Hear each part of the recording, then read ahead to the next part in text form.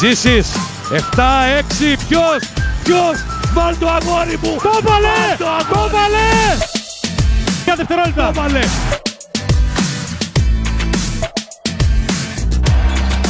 Διαμαντίδης, θα το πάει μέχρι το τέλος, για 3!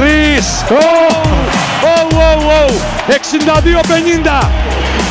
Τελικά είναι καλό σουτέρ! Ναι αγόρι μου, είσαι μεγάλο σουτέρ! Έχει δίκιο το Μζάνοβιτς! Μίλησα μέσα με τα παιδιά, τους είπα ότι είναι το τελευταίο μου παιχνίδι, τελευταία μου συμμετοχή. Τους ευχαρίστησα, με πολλά παιδιά από εκεί πέρα έχουμε κατακτήσει, μάλλον έχουμε ζήσει απίστευτες στιγμές και νομίζω ότι αυτό είναι το πιο σημαντικό. Δεν υπάρχει δικαίωμα στο λάθος τώρα. Σπανούλης, λύνει ο Τζόνσον. Έλα Βασίλη, 94-86.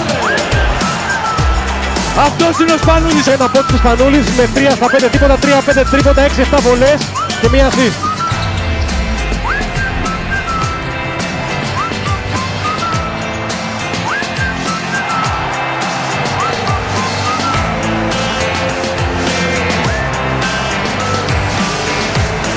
Ήρθε η ώρα να σταματήσω από την εθνική ομάδα.